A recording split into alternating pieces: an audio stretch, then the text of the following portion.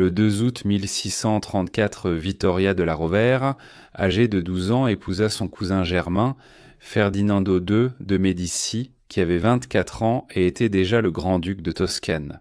Leur union fut forgée par l'ambition plutôt que par l'affection, et incarnait les jeux périlleux de pouvoir et de lignée qui définissaient l'Italie du XVIIe siècle. Mais sous la surface de la dynastie Giudiane se cachait une question bien plus sombre. Quel fut le prix d'un tel mariage pour Vittoria elle-même? Rejoignez-moi pour le découvrir. Vittoria della Rovere est née le 7 février 1622 au palais ducal dans la ville d'Orobino. Orobino n'est pas vraiment un nom connu aujourd'hui, c'est une ville de 15 000 habitants située au centre du pays, à l'est de Florence. Pourtant, caché derrière ces murs anciens, se trouve l'un des secrets les mieux gardés d'Italie. Une ville presque parfaitement préservée qui semble figée dans la splendeur de la fin du Moyen-Âge. Autrefois un berceau éblouissant de la Renaissance italienne, elle fut placée sous la fière domination de la famille della Rovere, la même dynastie qui a vu naître Vittoria. Une jeune fille destinée à la fois à la gloire et à la tragédie. Cette famille s'était élevée au XVe siècle pour régner sur plusieurs petits duchés et principautés du centre de l'Italie, comme Urbino. La famille a aussi revendiqué 2 fois la papauté, avec les papes Sixte IV, 1460 et 11484, et Jules II, qui a notamment commandé à Michel-Ange de peindre le plafond de la chapelle Sixtine au début du XVIe siècle. Tous deux étaient grands membres de la famille della Rovere. Ainsi, Vittoria est née dans une lignée prestigieuse.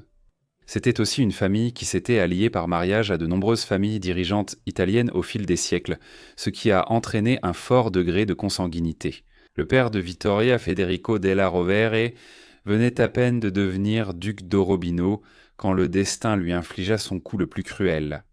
À peine âgé de 18 ans, il était mort avant même que sa fille puisse se souvenir de son visage s'éteignant. Environ 1 an et demi après la naissance de Vittoria, certains murmuraient une grave crise d'épilepsie, d'autres parlaient de poison et de trahison, mais quelle que soit la vérité, sa mort soudaine jeta une ombre sombre sur l'héritage de Vittoria. Sa mère était Claudia de Médicis, fille de Ferdinando Ier grand-duc de Toscane de 1587 à 1609. Ceci est important à garder à l'esprit compte tenu du mariage ultérieur de Vittoria. Claudia n'avait épousé Federico qu'en 1620 et Vittoria était leur unique enfant avant sa mort. Vittoria aurait théoriquement dû devenir duchesse d'Orobino à la mort de son père. Cependant, le règne d'une femme était une chose compliquée dans l'Europe de l'époque moderne. Certains pays autorisaient la succession féminine, d'autres non. Par exemple, la France n'a jamais eu de reine régnante et il était interdit à une femme de succéder au trône français selon la loi salique du début du Moyen-Âge. En Italie, les choses étaient en plus compliquées. Dans certaines cités-États, les juristes ne savaient vraiment pas si c'était légal pour une femme de gouverner. Ainsi, après la mort du père de Vittoria, son grand-père, Francesco Maria, qui était encore en vie, reprit le titre de duc. Pourtant, puisqu'il n'y avait aucune possibilité qu'un autre héritier mâle naisse en 1625, le duc vieillissant, que cette question soit réglée par le pape de l'époque, Urbain VIII, car Vittoria était encore un nourrisson et ne pouvait espérer régner avant de très nombreuses années.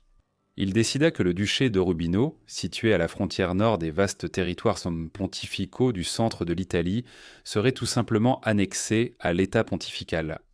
À la mort de Francesco Maria, âgé de 82 ans en 1631, la papauté prit officiellement le contrôle du duché. Vittoria, désormais dernière survivante de la lignée Main de la Rovere, reçut en compensation les duchés de Rovere et de Montefeltro comme fiefs personnels, des poches de terre au sein du duché plus vaste, au lieu du titre complet. C'était peu en compensation de la perte de son droit d'aînesse, mais cela faisait de Vittoria une duchesse dès l'enfance. Elle a aussi hérité de la célèbre collection d'art familial, un trésor de chefs-d'œuvre et bijoux, dont de nombreux tableaux. Par Titien, l'un des plus grands artistes du XVIe siècle et un maître du style de la haute Renaissance. Malgré son très jeune âge, un héritage aussi vaste et inestimable a fait d'elle l'une des jeunes filles les plus convoitées d'Italie, attirant l'attention des grandes dynasties, désireux de s'approprier sa richesse et son statut. Après la mort de son mari, Claudia de Médicis épousa l'archiduc d'Autriche antérieur, Léopold V, en 1626. Elle avait 21 ans tandis que son nouveau mari en avait 39. Elle partit alors occuper sa nouvelle position en tant qu'épouse de Léopold V dans la région du Tyrol, à l'ouest de l'Autriche, où elle allait fonder une seconde famille. Pendant ce temps, la jeune Vittoria fut laissée en Italie, son enfance marquée par les murs austères d'un couvent à Grosseto, en Toscane, la terre natale de sa mère entourée de religieuses. Pourtant jamais loin de ses cousins Médicis à Florence, elle grandit sous les murmures du pouvoir et de l'ambition. Néanmoins, avant même qu'elle ne puisse comprendre le sens de l'amour ou du mariage, son destin était déjà scellé. Elle fut promise à son cousin Ferdinando Deu de Médicis, grand-duc de Toscane. Ferdinando était le cousin germain de Vittoria, fils du frère de sa mère, Cosimo II, qui régna sur la Toscane de 1609 jusqu'à sa mort prématurée en 1621. Comme pour Vittoria, le père de Ferdinando était mort prématurément, et il avait donc succédé au grand-duché de Toscane en 1621, alors qu'il n'avait que 10 ans.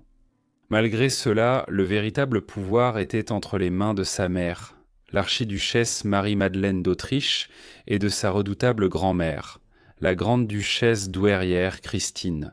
Ce sont ces deux femmes, agissant comme régentes conjointes, qui ont orchestré l'union qui allait façonner favorablement les deux dynasties. À la fin de l'été 1634, Vittoria de la Rovere, âgée de 12 ans, fut mariée au grand-duc de 24 ans, forgeant ainsi un lien de sang, de pouvoir et d'ambition. On pense que le mariage entre Vittoria et Ferdinando n'a en réalité été consommé que 4 ou 5 ans plus tard. Étant cousins germains, tous deux issus de lignées dynastiques étroitement liées et quelque peu consanguines, leur union comportait de sérieux risques biologiques, rendant la tâche de donner naissance à un héritier en bonne santé loin d'être simple. Un fils naquit et mourut en quelques jours en décembre 1639, un autre connut le même sort 1 an et demi plus tard, ne vivant que le temps d'être baptisé. Enfin, un enfant en bonne santé, le futur grand-duc Cosme III, naquit le 14 août 1642. Vittoria veilla soigneusement à ce qu'il soit élevé selon des principes strictement catholiques romains, conformément à sa propre piété. Pourtant, malgré ses débuts robustes, Cosme allait devenir sans doute le Médicis le plus consanguin. Sa constitution délicate et son tempérament particulier reflétaient les effets subtils mais durables de générations de consanguinité dynastique. Il n'y eut pas d'autre enfant pendant des années. Le mari de Vittoria semblait clairement homosexuel. Après la naissance d'un héritier en bonne santé, il a estimé avoir rempli ses devoirs conjugaux de procréation. Même si ce n'était pas vraiment ainsi que cela était censé fonctionner à l'époque moderne. À une époque où variole, syphilis, peste bubonique et d'autres maladies mortelles ravageaient l'Europe, il était fréquent que jeunes et vieux tombent sans se relever. La dure réalité de la vie et de la mort signifiait que les familles puissantes et ambitieuses gardaient tous leurs séquents, gardaient toujours 2 ou 3 héritiers potentiels prêts à assurer la lignée familiale. Leur deuxième héritier arriva à une date exceptionnellement tardive, et pour une bonne raison. Peu de temps après la naissance de Cosmo, Vittoria surprit Ferdinando au lit avec un page masculin, un scandale qui creusa un fossé entre eux. Pendant de nombreuses années, ils se parlèrent à peine jusqu'à une réconciliation tendue en 1659. 9 mois plus tard, Vittoria donna naissance à un autre fils, Francesco Maria de Médicis, né en novembre 1660, créant un écart remarquable de 18 ans entre lui et son frère aîné, Cosmo. Au-delà de son rôle de mère des héritiers du Grand-Duché, le temps de Vittoria en tant que grande-duchesse de Toscane fut particulier. Sa relation distante avec son mari signifiait qu'elle gardait en grande partie son propre appartement privé à la cour. Ils étaient deux personnes très différentes, même au-delà de son orientation sexuelle. Ferdinando était un homme de science et de culture qui a fondé une célèbre académie scientifique et était connu pour avoir aidé à défendre le célèbre astronome et scientifique Galilée contre la Sainte Inquisition. Vittoria était l'exact opposé de sa cousine, une femme instruite et en partie élevée par des religieuses, qui était une adepte inébranlable du catholicisme romain. Vittoria était une Italienne du XVIIe siècle qui pensait que Galilée était un hérétique, en raison de son caractère froid et excessivement pieux.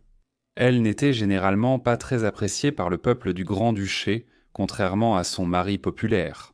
En 1670, son mari mourut à 59 ans, laissant Vittoria duchesse douairière de Toscane. À la fin de la quarantaine, elle ne se remariera pas. Au lieu de cela, elle consacra sa vie par la suite à conseiller son fils aîné, qui devint le grand-duc Cosme III à la mort de son père. Vittoria et lui étaient de proches, et elle l'avait élevé à avoir la même adhésion dogmatique au catholicisme romain qu'elle. À cette époque, cependant, le scandale et l'agitation s'accrochaient à la cour florentine comme une ombre. En 1661, Cosme avait épousé Marguerite Louise de la branche Orléans de la famille royale française, une cousine germaine du roi Louis XIV. Politiquement et diplomatiquement, cette union fut un triomphe pour les parents de Cosme, assurant des liens avec l'une des dynasties les plus puissantes d'Europe. Mais le mariage fut un désastre. Profondément malheureuse et amère, Marguerite méprisait son mari à chaque occasion. Cette union marquait aussi un nouveau chapitre dans des générations de consanguinité entre les Médicis et la royauté française. L'antipathie mutuelle empoisonnait leur foyer, laissant la cour pleine de tensions et de scandales murmurés. La légende voulait qu'ils n'aient couché ensemble qu'une seule fois pour consommer le mariage. Pourtant, cela contredit le fait qu'ils aient eu 3 enfants, 2 fils, Ferdinando et Giangostone, et une fille, Anna Maria. Louisa Marguerite était également devenue tristement célèbre pour avoir tenté de voler et de vendre certains des joyaux de la couronne de Toscane, et elle était connue pour ses agressions physiques. Son mari, Vittoria, était impliqué dans ces événements et encourageait son fils à s'affirmer. Elle se disputait aussi publiquement et en réunion gouvernementale avec sa belle-fille, au point que la rivalité entre la duchesse et l'ancienne duchesse devint le sujet à Florence. Un contemporain remarqua à ce sujet: le palais Pitti est devenu la demeure du diable, et du matin jusqu'à minuit, on n'entend que des disputes et des injures.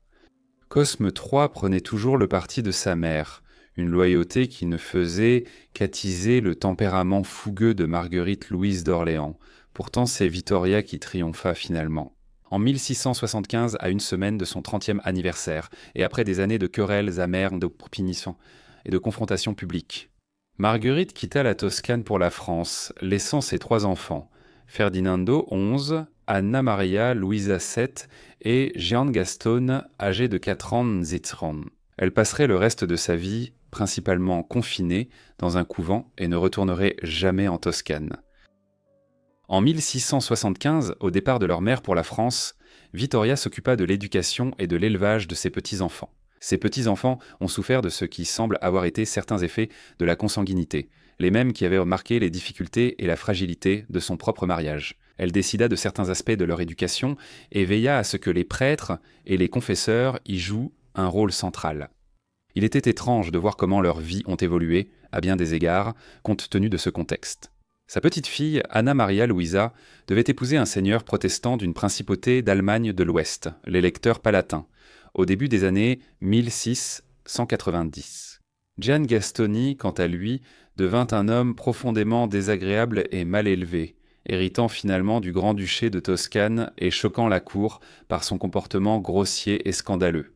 Bien loin du sens du décorum que Vittoria avait patiemment inculqué, au-delà de l'éducation de ses petits-enfants, Vittoria continua de jouer un rôle exceptionnellement important dans les affaires de l'État toscan. Son fils obéissait toujours quand il voulait influencer le gouvernement. Beaucoup de gens remarquaient qu'il était étrange que sa mère continue de faire partie du conseil privé et ait un accès aussi facile au grand-duc. Alors qu'il entrait dans la trentaine puis dans la quarantaine, elle exerça une grande influence à la cour jusqu'à la fin de sa vie. Au grand soulagement de nombreux ministres et anciens politiciens du gouvernement de Cosme III, sa mère fut moins active en politique dès la fin des années 1680, surtout après le mariage négocié de sa petite-fille. À ce moment-là, Vittoria avait déjà veillé à ce que son fils cadet Francesco soit nommé gouverneur de la ville de Sienne, un territoire du Grand-Duché.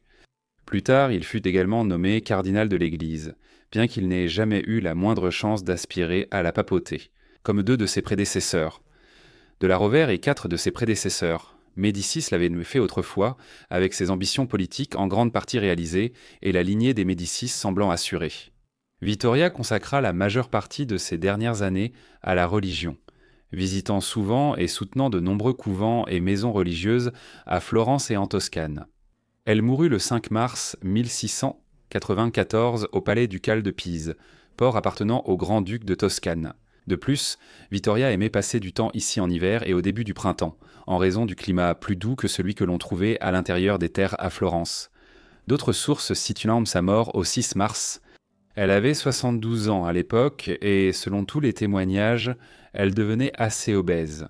Au moment de son décès, elle a été enterrée dans la basilique San Lorenzo à Florence. Les possessions de la duchesse douairière à Rovera et Montefeltro sont revenues sans main à son fils cadet, François.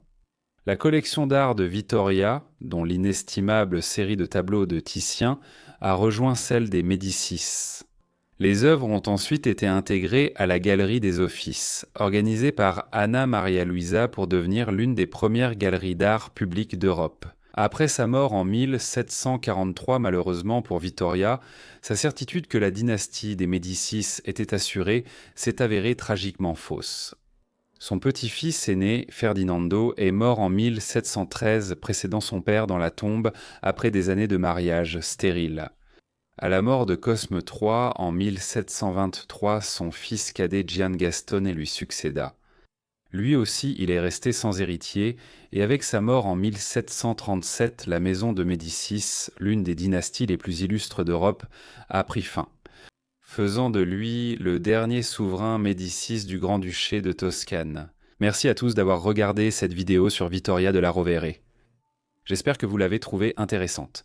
Dites-moi ce que vous avez pensé de cette vie dans les commentaires ci-dessous, et si vous souhaitez plus de vidéos sur d'autres figures des Médicis, faites-le moi savoir également dans les commentaires ci-dessous. J'espère que vous êtes abonnés et avez activé les notifications pour recevoir toutes mes vidéos dès leur publication. Également, un remerciement spécial à tous mes membres que vous pouvez voir à l'écran maintenant. Et si vous voulez du contenu supplémentaire, un accès anticipé et plus encore, n'hésitez pas à aller voir ça. C'est tout pour moi. On se retrouve dans le prochain épisode de Vies oubliées. Merci.